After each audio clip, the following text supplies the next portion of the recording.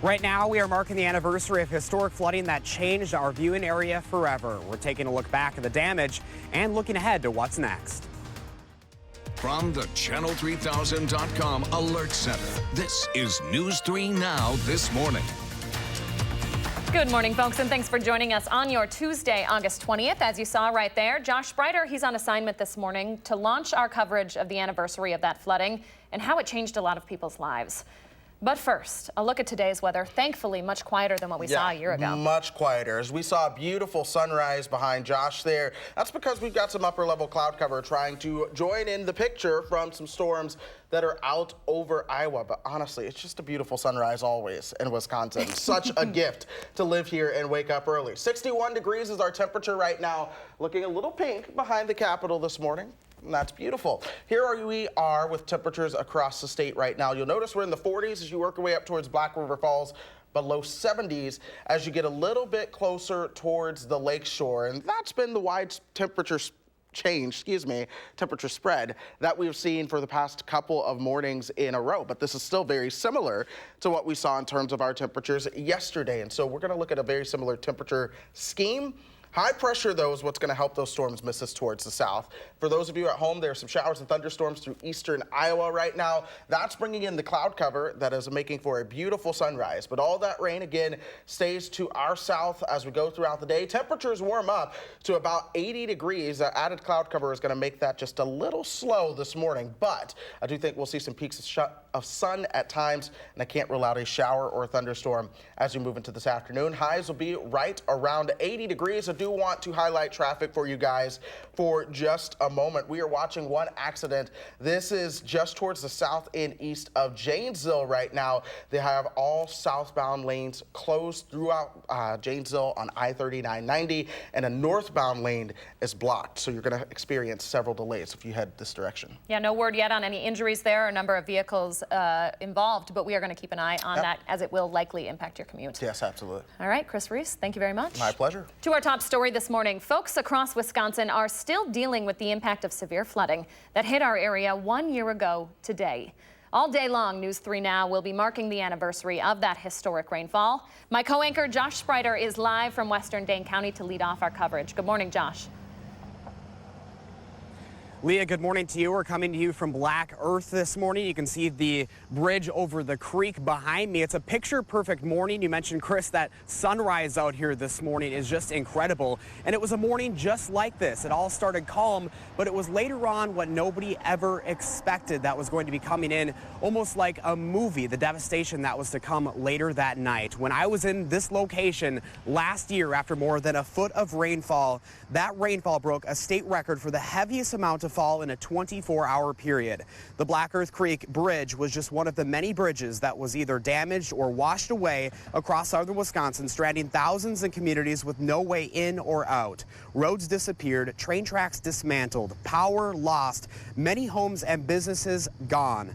Hundreds of residents had to be rescued because of the high water. It was because all of that, Dane County officials had to declare a state of emergency. In a one-on-one interview, County Executive Joe Parisi tells me that we all need to take a lesson from that tragic event. He says we all need to be better informed, better prepared, and expect the unexpected with higher groundwater and changing weather patterns. Now, if you drive through the county, you can see this. 10% of our farmlands that's usually in crop has not been planted this year because it is underwater because of high groundwater levels. People, because of the high groundwater, who have basements that have never flooded before, could see flooding. So first of all, there has to be a situational awareness. People, if they have a sump pump, they should go check it. If that sump pump, like mine, hasn't run in 10 years, make sure that sump pump works. Know that you do not have to be in a floodplain to get flood insurance if you choose. So there's just certain changes that are beyond our control, like the groundwater. But what we have done in county government and beyond is we've increased our first responder capability. And so we have extra sandbaggers, an airboat, those kinds of things to go in to help people initially. If we do, and it's probably a when we have events like this again, hopefully everyone will be a little more prepared. Now, that storm dropped more than 15 inches of rain on parts of Dane County, causing $150 million in damage.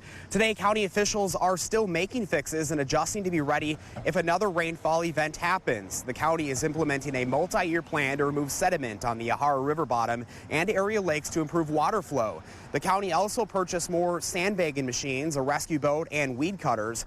All of it's being funded by $18 million that was put into the budget specifically for flooding this year. Mazo-Maney's fire department says they're now better prepared and equipped to respond to future flooding events. 2 new rescue boats arrived within the last couple of weeks, along with gear for each of the first responders who volunteered to be trained in swift water rescue. By this fall, about 2/3 of the department will be trained to help if and when another major flood hits.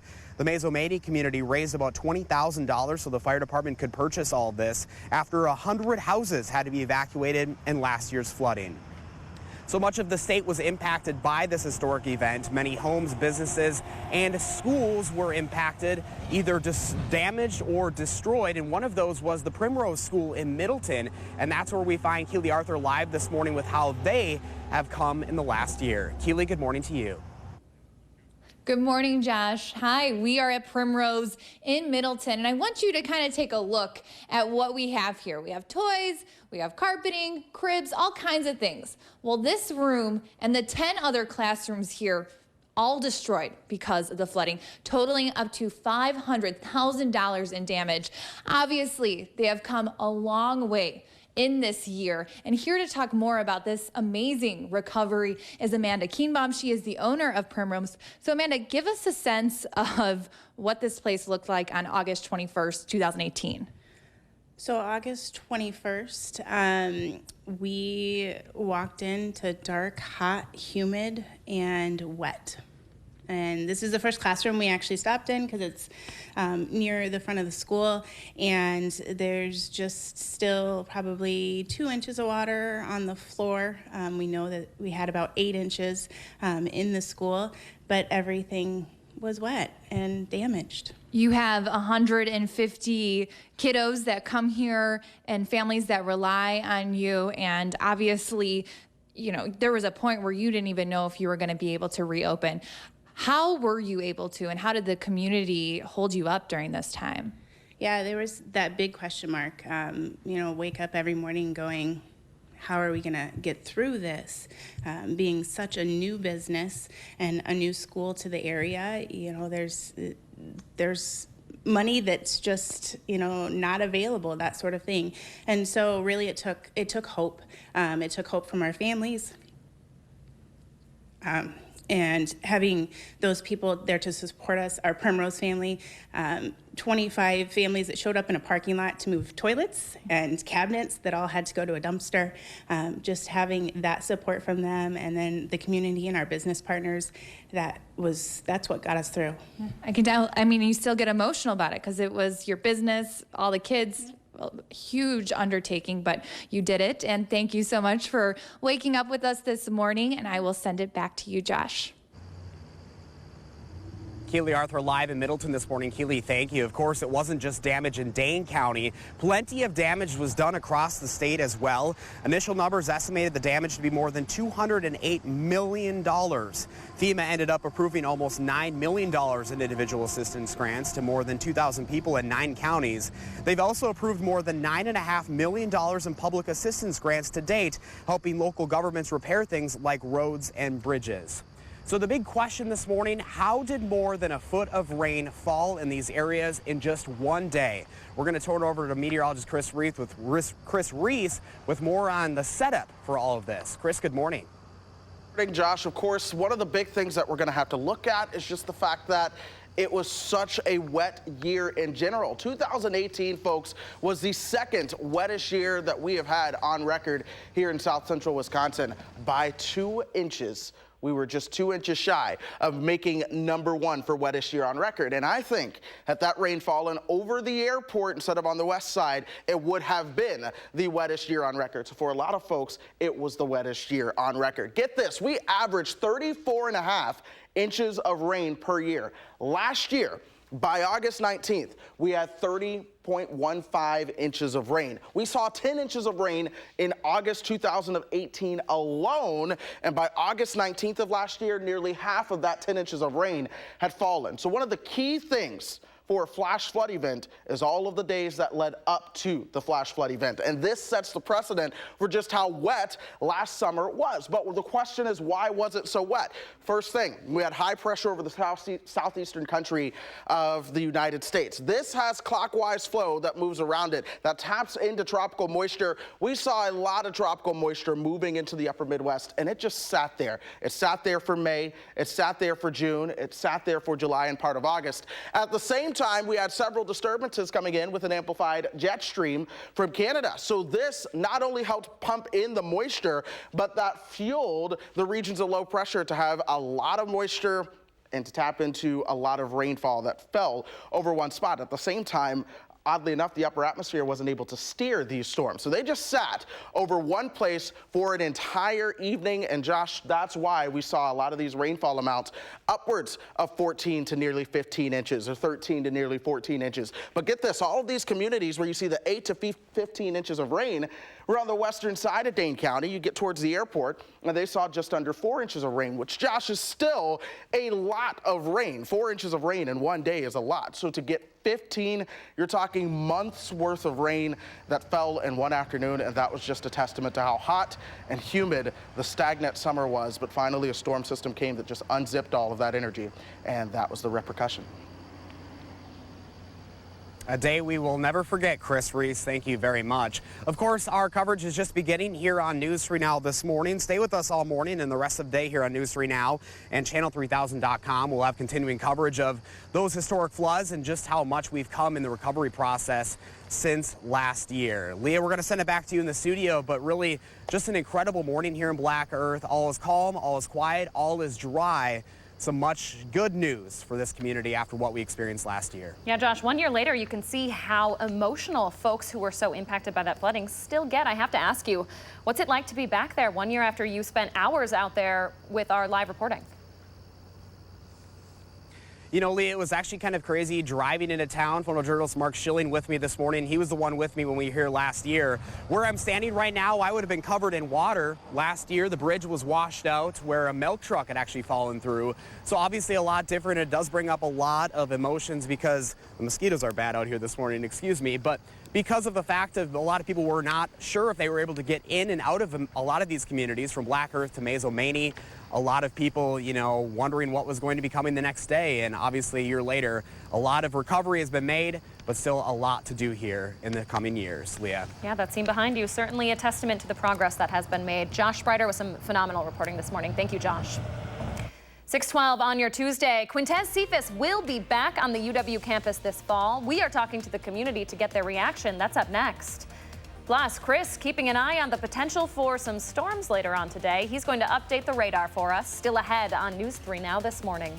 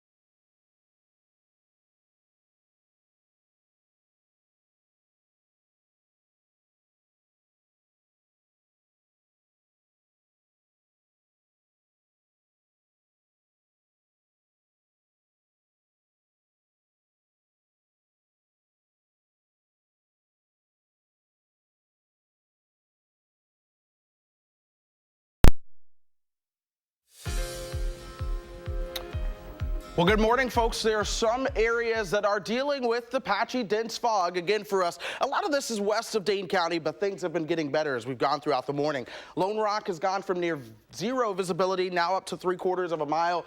The other area that we are watching is towards the lake shore, but we're starting to see this fog be less in terms of expansion and coverage, and the visibility also getting a little bit better as you head towards Waukesha and Milwaukee. So that's certainly some good news. Let's check out temperatures. It's the 50s and 60s game again as we go through this morning. Madison at 61. 53 in Camp Douglas. Black River Falls at 49, but they're getting close towards the 50-degree mark now. Platteville at 65, and our dew points are also very similar to where our temperatures are. This is why I'm not surprised to see some fog out there, and even here in Dane County, although visibility is mainly 10 miles, if you go down a hill into a valley with some farmland, you may run into a little bit of some fog out there. 61 our temperature. We are starting to see more cloud cover join the picture. This is as a complex of showers and thunderstorms starts to pass towards our south from Iowa. Winds are calm, though. Dew points are into the upper 50s, so it's still just a little bit humid. You'll notice that dew as you begin to head out there. Here's that complex of showers and thunderstorms over Iowa. You can see that cloud cover extending into southern Wisconsin as a result of that. It is making, though, for a beautiful sunrise. I encourage you, take a look outside and see that sunrise. But we will see at least some chances for some showers and thunderstorms. A lot of the greatest humidity, though, will stay to our south, along with the greatest axis of showers and thunderstorms. But overnight tonight, we'll see that slight chance, and here's why. Watch how temperatures top out right around 80. We begin to cool down as that weak little cold front comes through. There's our slight chance of a shower or a thunderstorm, but then by the time we get you into tomorrow, we clear out. We'll look at temperatures right around 76 degrees for your high, 75 on Thursday, and we're going to be staying comfortable as we head into the weekend. We'll see a chance of rain next Sunday night into Monday, and then we're comfortable beyond that as well. Now let's head over to Josh Tim with your first alert traffic. Josh? Yeah, we're still watching a crash in Rock County and I-39. It has all southbound lanes closed at mile marker 177 near Janesville. This will be causing some major delays for at least another hour. Just make sure you plan ahead and take a different route. So far, though, the Beltline is moving well here in Madison with no delays heading east or westbound at this point. Beautiful. Other roads here in Dane County not looking too bad. Just some of the usual brake lights on Stoughton Road and Verona Road approaching the Beltline. No delays downtown around the Capitol and on campus. I would look for things to pick up over the next hour.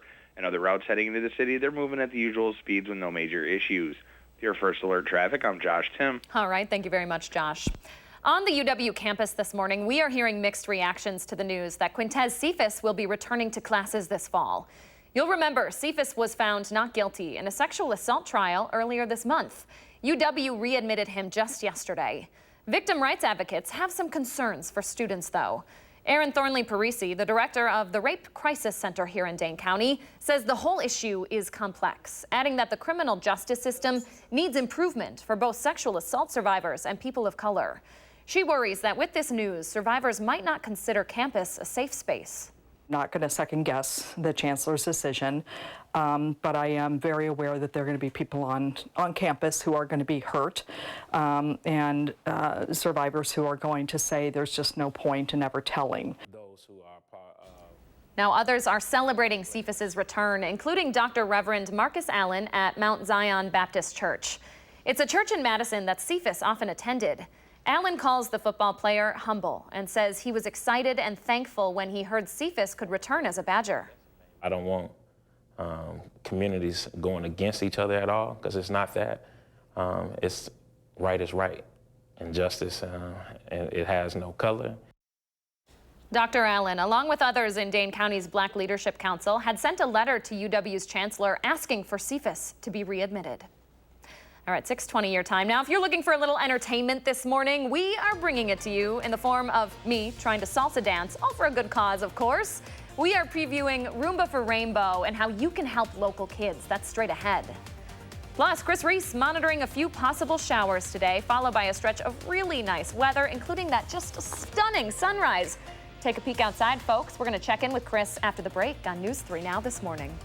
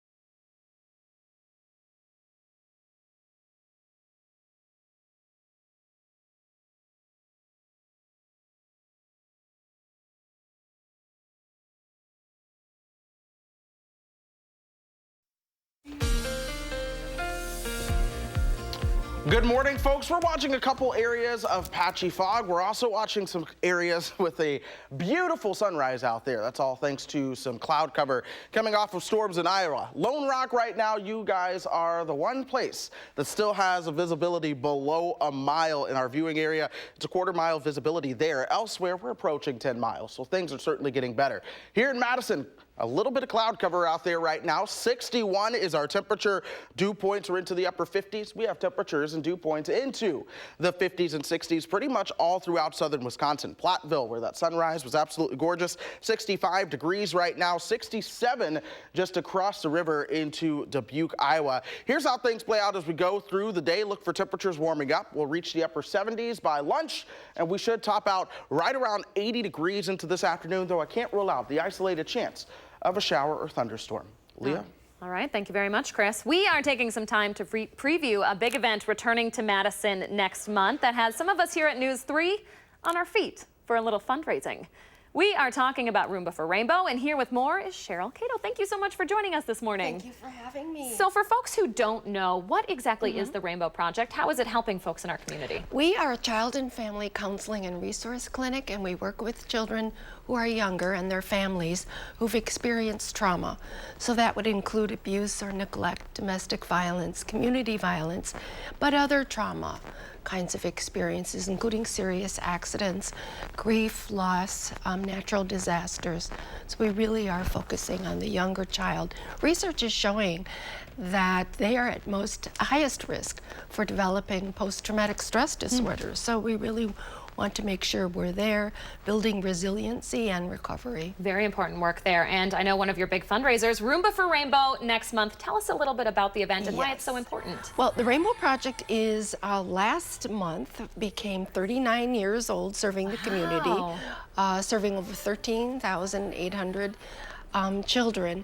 But Rainbow we're in our 15th year with Rainbow, our signature event for fundraising. You're taking a little sneak preview of myself trying to learn a little bit of salsa here. I'm taking part in this dance. Pretty exciting stuff. Oh. Yeah, so we'll see how it goes. That's impressive. News 3's Jana Fulton is also taking part, as well as a couple of other folks in our community. So for folks who would like to go to this event or would like to learn more, maybe donate, what should they do? Well, we have a website, and that's www.therainbowproject.net, and then there is another one for tickets, and that's at www.rainbow.obo.io.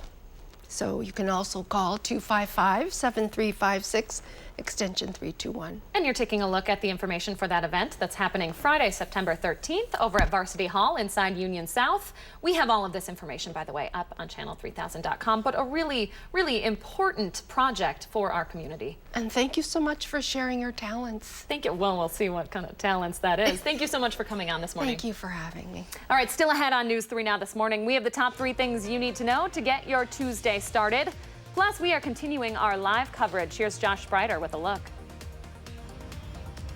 Also ahead at 6:30, we're continuing our live coverage from Black Earth as we take a look back at the historic flooding that changed this area 1 year ago. Coming up, we'll hear from a business owner about that recovery process. You're watching News 3 Now this morning. Stick around.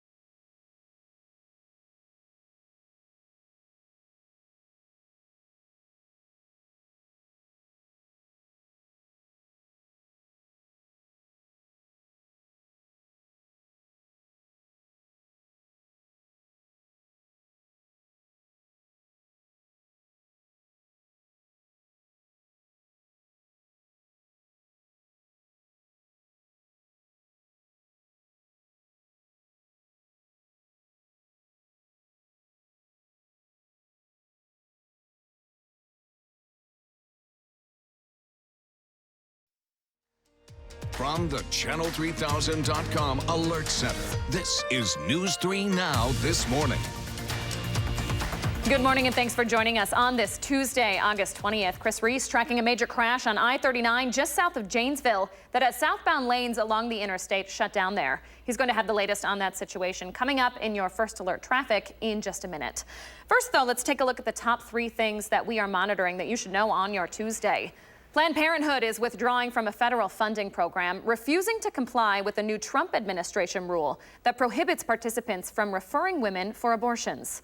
The organization calls the rule unethical and dangerous. The Department of Health and Human Services says Planned Parenthood is blaming the government for its own actions. Second, we now know that Jeffrey Epstein signed his will just 2 days before hanging himself in a New York jail. He was awaiting federal trial on sex trafficking and conspiracy charges. Documents show Epstein's estate is worth more than $577 million. Attorneys for some of his alleged victims do plan to go after his estate for damages. And the third story we're monitoring this morning, the company responsible for an industrial plant spill in Lake Michigan is accepting responsibility. Cyanide and ammonia made their way into one of the Great Lakes after a plant spill at ArcelorMittal. It took days for the public to be notified. Indiana state officials reported a significant fish die-off just last week in the same waters where people were swimming.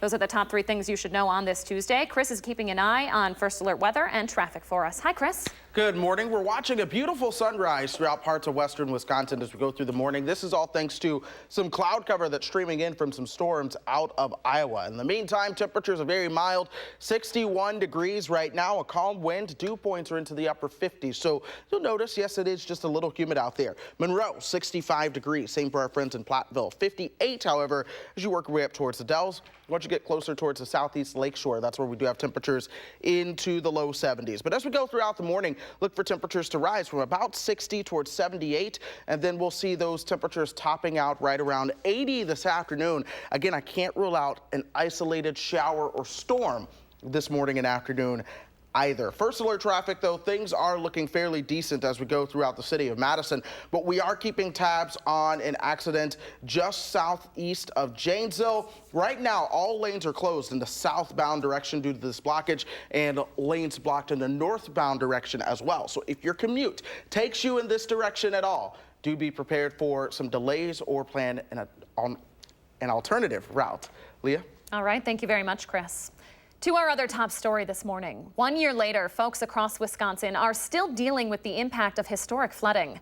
All day long, News 3 Now will be marking the anniversary of that rainfall. My co-anchor Josh Spreiter is live from Western Dane County to lead off our coverage. Good morning, Josh. Leah, good morning. We're coming to you live from Black Earth this morning. You can see the bridge along Highway 14 behind me. Traffic moving along just fine this morning. A much different scene last year when that bridge was taken out by all of that water, when that rushing water came washing through here. Now, I was at this location last year after more than a foot of rain reportedly fell in this area. It broke a state record for the heaviest amount to fall in a 24-hour period. Roads disappeared, train tracks dismantled, power was lost, many homes and businesses gone, and hundreds of residents had to be evacuated because of that high water. Now, I was in this location right next to the shoebox when all of that rushing water came through here last year.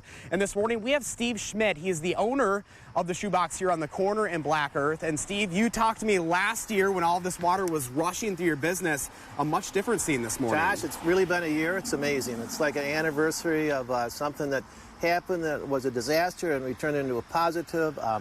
Townspeople helped, the neighbors, employees, people from out of state came to help, sent food, whatever, et cetera.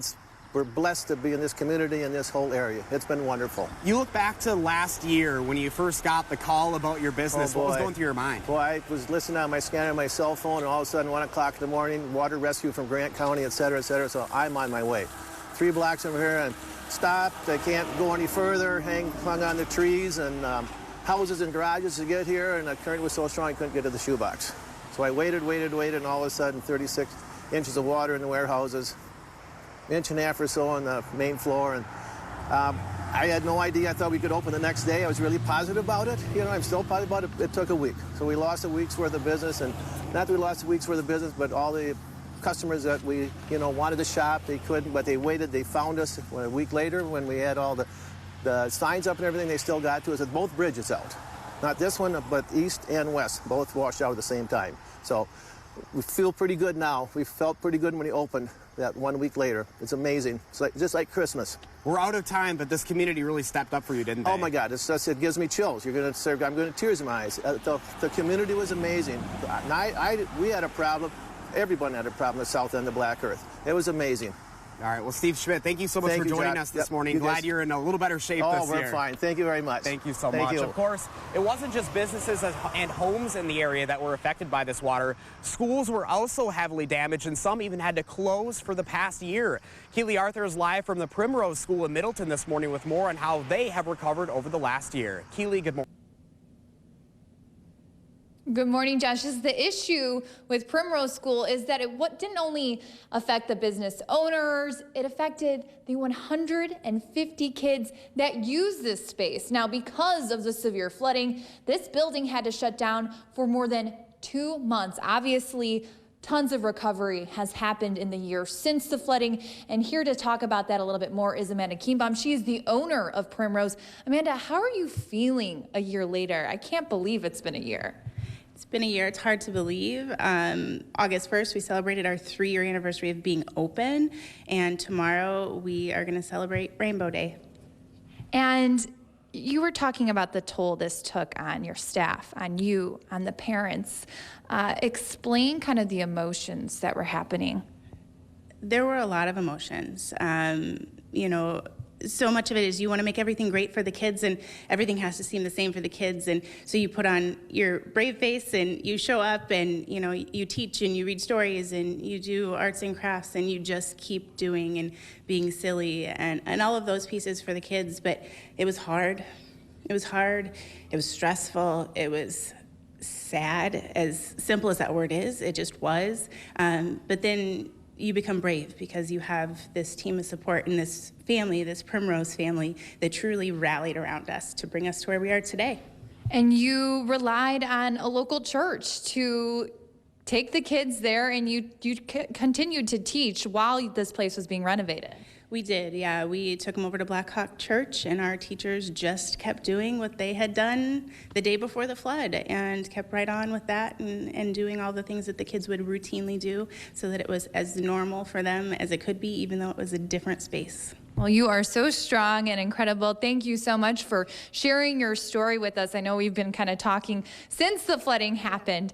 And she said that there are still 2 offices that need some paint and some touching up. But my God, a lot of recovery happening here at Primrose, and they are back a year later. Back to you, Josh. All right, some good news there, Keely. Thank you so much. Keely Arthur live in Middleton this morning. Of course, our day of coverage is just beginning right here on News 3 Now. You can stay tuned to News 3 Now and channel3000.com for continuing coverage of how the communities across southern Wisconsin have been impacted by this flooding, kind of the recovery process and where things are and what's next for many of these communities. Of course, we were just in a couple of those communities this morning, so you have a lot to look forward to from other areas across Dane County and Sauk County, from Mazo-Maney back to Madison. Our coverage just beginning this morning. A lot to look forward to later on today. Crazy how far we've come in the last year. Some great reporting there by my colleague Josh Spreiter. Josh, thank you very much. All right, we are watching a major crash that has the interstate down near Janesville shut down this morning that will impact your morning commute. We're going to share the latest straight ahead. Plus, all this month, we are getting you ready to go back to school here on News 3 Now this morning. And coming up, we'll tell you how you can help teachers get all the supplies they'll need for that coming school year. That's when News 3 Now this morning returns.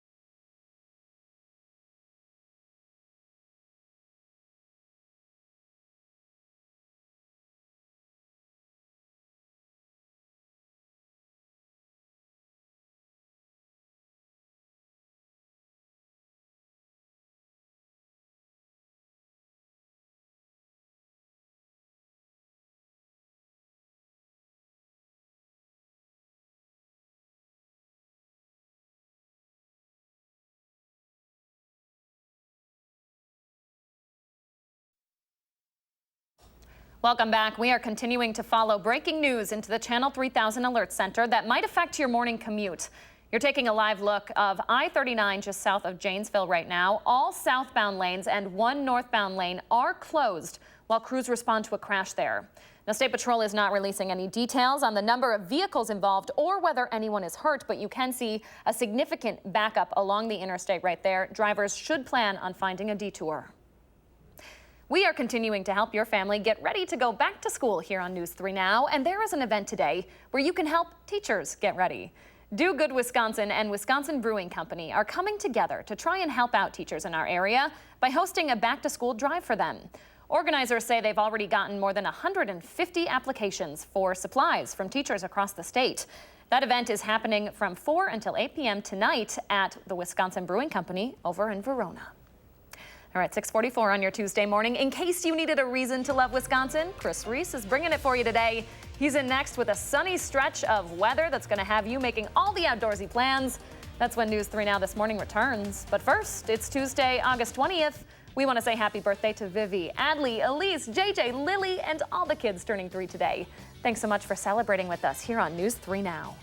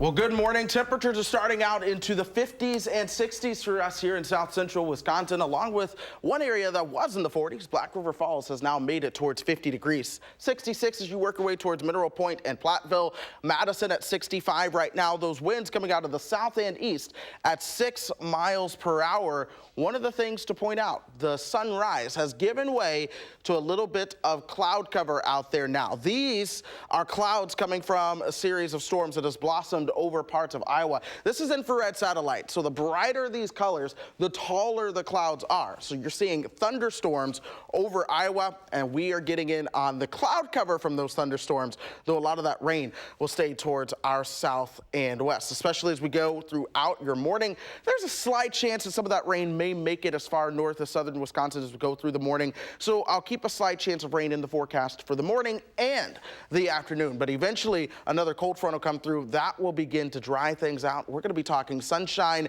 and even some cooler temperatures, especially as we begin to head into your Wednesday. Let's time out those temperatures for you as well. 77 by the time we get you towards 11:30 today. We'll see those highs right around 80. Overnight tonight, we'll have another chance of a shower or thunderstorm. And again, that's a very slight chance before we cool down. Get this though, as we head into tomorrow, highs are going to struggle to get out of the 70s. 76 your forecast high for Wednesday, 75 on Thursday, 76 on Friday as well. So you see we're keeping those 70s around into the first half of the weekend. Aww. And then even next week as well. But here's Gracie May and Madison for your pet walk.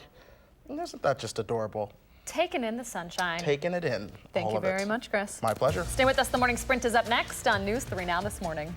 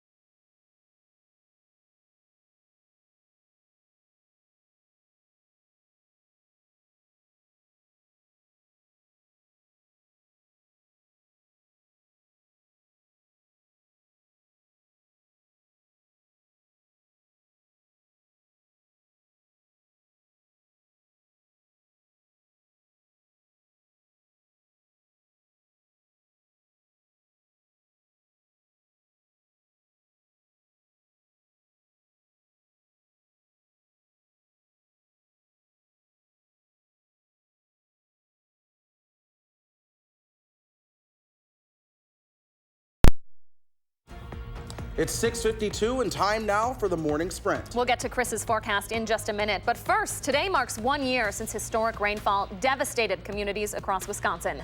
We have live team coverage of how those folks are still recovering, starting with our Josh Sprider live in Black Earth. Josh? Good morning, Leah. The Highway 14 bridge over the Black Earth Creek has since been repaired, but this is a storm that many across the state will never forget. That rainfall caused more than 15 inches, or that storm rather, dropped 15 inches of rain on Dane County, causing flooding and more than $150 million in damage. It either damaged or wiped out many homes and businesses, including the Shoebox in Black Earth. Owner Steve Schmidt says he's proud of how the community rallied together to help out all of the neighbors affected. The county is implementing a new multi-year plan being funded by $18 million that was put into the budget specifically for flooding this year. You can read more about that plan on channel3000.com.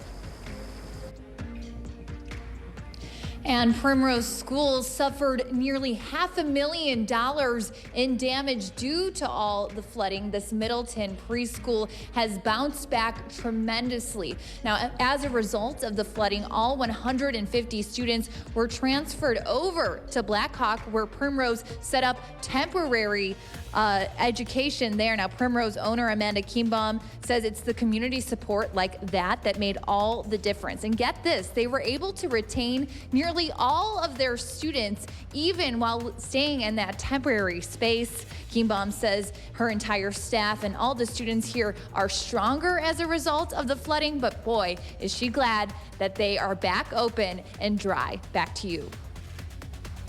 We still have some areas of fog, especially as you work your way over towards the lakeshore. Visibility towards Waukesha, 1/8 of a mile. Things are improving throughout the hill country. Visibility in Lone Rock now up towards 3 miles. Temperature-wise, we are into the 50s and 60s. 65 is our temperature in Madison right now. As we go throughout the day, we'll warm things up. 77 as we approach lunchtime. Look for a high around 80 with some cloud cover this morning and an isolated chance of a shower or storm this afternoon. Chris, Keeley, and Josh, thank you very much. We now know that Jeffrey Epstein signed his will just 2 days before his suicide in a New York jail. He was awaiting federal trial on sex trafficking and conspiracy charges. Documents show Epstein's estate is worth more than $500 million. Attorneys for some of his alleged victims do plan to go after his estate for damages. Planned Parenthood is withdrawing from a federal funding program this morning as it refuses to comply with a new Trump administration rule that prohibits participants from referring women for abortions. The organization calls that rule unethical and dangerous. The Department of Health and Human Services says Planned Parenthood is blaming the government for its own actions. The company responsible for an industrial plant spill in Lake Michigan is accepting responsibility this morning. Cyanide and ammonia made their way into one of the Great Lakes after a plant spill at ArcelorMittal. It took days for the public to be notified. Indiana state officials reported a significant fish die-off just last week in the same waters where people were swimming. Residents in Cassville have to boil their water this morning for an E. coli alert in the village water supply. Residents have been asked to use bottled water or to boil tap water for at least a minute before using it. The village says they will be doing follow-up tests until the problem is fixed, but until then, residents will have to keep boiling their water. The measles outbreak here in the U.S. is showing no signs of letting up. As of Friday, the CDC reports 1,203 cases across 30 states. Most of those cases are among people who were not vaccinated. More than 75% of measles cases are linked to outbreaks in New York. The owners of Visions nightclub over on East Washington Avenue are scheduled to appear before a city committee tomorrow as city leaders look to revoke their liquor license. That license is effective through June of 2020. Last December, 5 people were injured in a shooting and a stabbing there. The city claims there have been more than 50 calls to the area since 2012. 6:57 now. Let's turn it over to Josh Tim with the look at your first alert traffic. Hi, Josh. Yeah, good morning. Still watching that crash on I-39 near Janesville. It's all southbound lanes and one northbound lane closed. You will want to exit at Highway 11 and take another route or just avoid that area altogether. Heavy delays on the westbound Beltline where it's down to 2 lanes at Rimrock Road. Brake lights starting as soon as you exit the interstate. Inbound John Olin, you're tapping the brakes at Olin Avenue, making your way into downtown. And other routes heading into the city still moving at the usual speeds.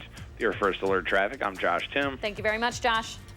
As we go through the day, we'll look for some cloud cover and sun to be mixed in. Temperatures will warm up towards 78 by lunch.